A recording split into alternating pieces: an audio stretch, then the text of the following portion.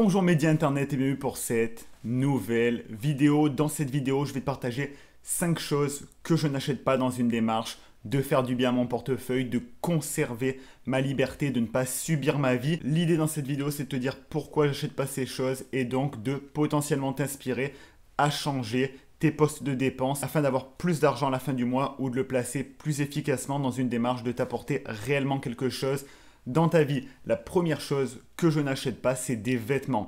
Donc attention, effectivement, j'en achète pour m'habiller. Je ne vais pas sortir tout nu, mais je n'en achète pas dans une démarche de superflu, juste d'acheter des vêtements pour acheter des vêtements. C'est un poste de dépense qui est assez important suivant les personnes. Tu t'habilles pour exister dans le regard de l'autre, pour suivre les tendances. Moi, c'est quelque chose que je fais plus du tout. C'est quelque chose qu'effectivement j'ai fait dans le passé où j'avais je ne sais pas combien de paires de baskets, t-shirts, pulls, vestes. C'était abominable. Je mettais énormément d'argent là-dedans. Et il y a quelques années, j'ai décidé d'arrêter ça. Je suis devenu plus minimaliste et ça fait beaucoup de bien le fait d'arrêter d'utiliser de l'argent juste pour se saper, pour essayer d'être dans les dernières tendances, au final d'exister dans le regard de l'autre plutôt que juste porter des vêtements pour être à l'aise et pour simplement se couvrir. Donc moi j'ai même été plus loin, tu as peut-être vu une vidéo que j'ai sortie il y a quelques mois, j'ai mis en place un code couleur pour plusieurs raisons, c'est-à-dire que moi maintenant je m'habille uniquement en noir. Donc là tu le vois, ma chemise elle est noire, mon t-shirt il est noir, tu le vois pas, mon pantalon est noir.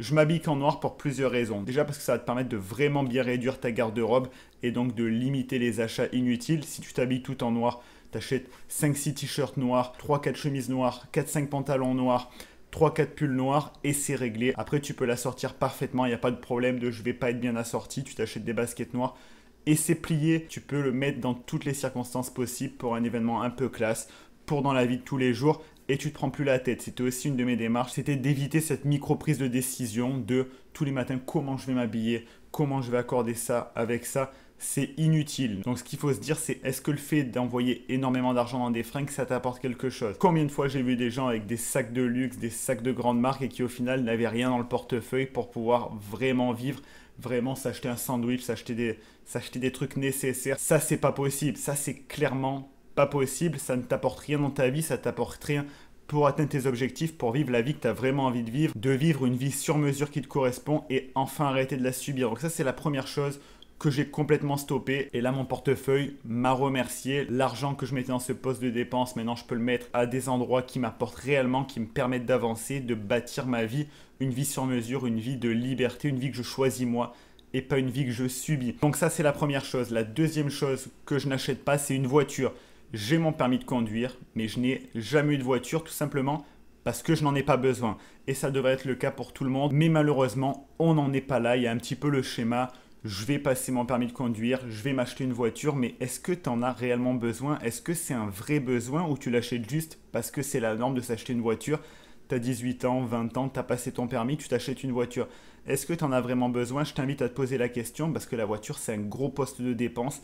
Ça coûte des milliers d'euros, même pour une voiture pourrie, tu vas en tirer 2-3 000 euros. Après, tu vas avoir énormément de frais de réparation, les assurances, l'essence, c'est un cercle sans fin. Alors qu'avec cet argent, tu pourrais l'investir dans des trucs qui t'apportent réellement. Si tu n'as pas réellement besoin de voiture, l'argent que tu mets dans ton véhicule, tu pourrais le mettre pour faire un voyage exceptionnel qui va bouleverser ta vie, pour préparer une expatriation, pour l'injecter dans un projet qui te tient à cœur. Faut que tu te poses la question du besoin. Est-ce que c'est un besoin d'avoir une voiture ou est-ce que c'est juste pour correspondre à une norme? Si tu as besoin d'une voiture ponctuellement, une fois par mois, 2 fois par mois, 3 fois par mois, loue la voiture, ça va pas plus loin que ça. Après, il y a des transports en commun. Moi, là, à Montréal, transport en commun, vélo, à pied, j'en ai aucunement besoin. Donc, pourquoi je vais m'encombrer avec un véhicule qui va me coûter énormément d'argent, où je vais devoir l'entretenir, où je vais devoir payer des assurances et qui, en plus, ça ramène une vraie charge. C'est une charge réelle. Parce qu'une voiture, c'est imposant. Faut toujours trouver où la garder. Si tu veux partir du jour au lendemain et déménager, tu peux pas. C'est un poids que tu portes sur tes épaules. C'est une véritable charge. Donc, pose-toi la question. Après, si tu en as réellement besoin, je t'invite à regarder la vidéo qui se trouve en fiche, là, quelque part par là, où on va voir des moyens de rentabiliser sa voiture. Comment on peut gagner de l'argent grâce à son véhicule. Ça, c'est si tu en as réellement besoin, autant amortir les frais et limiter la casse. La troisième chose que je n'achète pas, c'est de la bouffe transformée, donc les plats préparés, les gâteaux, toutes ces conneries qui au final coûtent de l'argent parce que c'est de la bouffe transformée, ça coûte cher pour ce que c'est, du moins ça n'apporte rien à ton corps. C'est vraiment pourri, t'as qu'à regarder la composition, il n'y a que des cochonneries dedans, que des additifs, que des trucs qui t'apportent absolument rien pour ton corps, que des mauvaises choses, des trucs qui ne te permettent pas d'avoir un certain niveau d'énergie pour accomplir tes projets, pour être en forme, pour aller de l'avant, pour te battre, pour réaliser tes objectifs.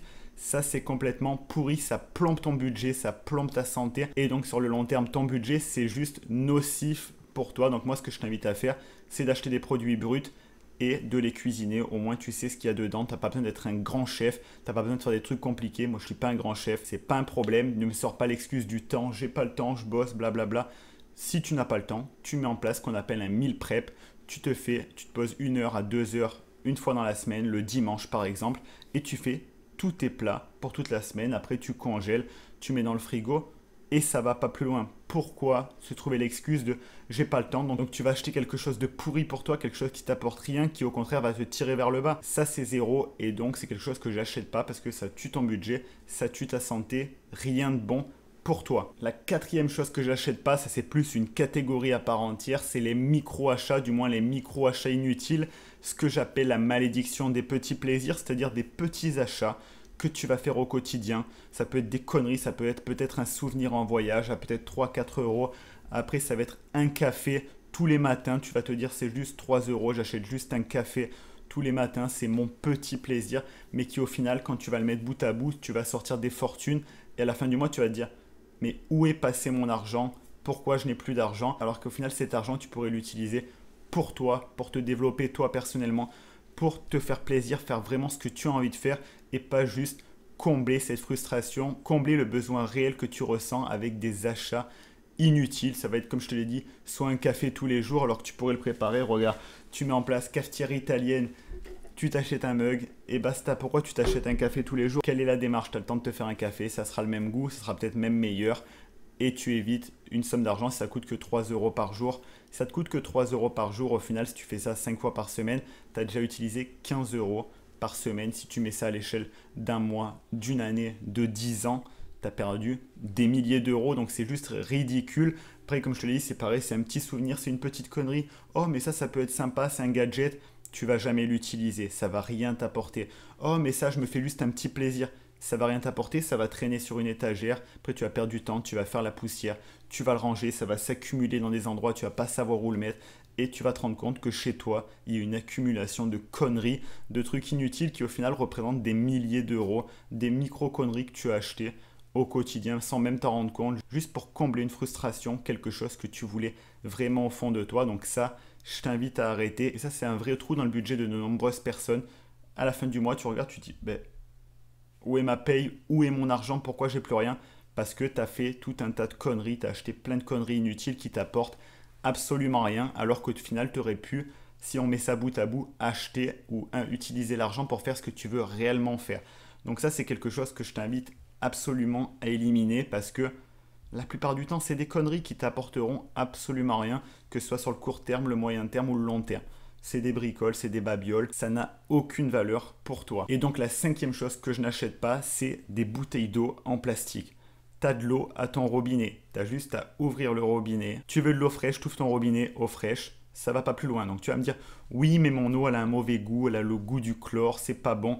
C'est mon cas ici aussi. À Montréal, l'eau a un très mauvais goût. Moi, mon robinet, l'eau, quand je suis arrivé, elle avait un super mauvais goût. Il existe une solution. Ça, c'est une Brita. Ça te permet de filtrer ton eau. Tu mets ton eau du robinet là-dedans. Elle ressort filtrée. Le goût est nickel. Il n'y a plus ce goût mauvais du chlore ou de je ne sais quoi, du calcaire. Aucun problème. C'est économique. C'est bon pour la planète parce que tu évites d'utiliser du plastique à profusion, d'entasser des bouteilles de plastique chez toi. Ça t'apporte absolument rien. C'est juste ridicule.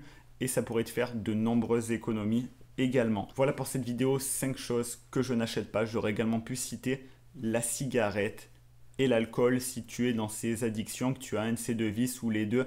Si tu achètes des cigarettes, j'avais fait le calcul à un moment, si on part du principe qu'un paquet de cigarettes coûte 8 euros et que tu fumes juste un demi-paquet par jour, au final tu passes à côté de presque, je crois, 1500 euros par an juste pour fumer un demi-paquet de cigarettes. Ne t'apporter rien de bon à la santé. T'imagines ce que tu pourrais faire avec 1500 euros par an en plus?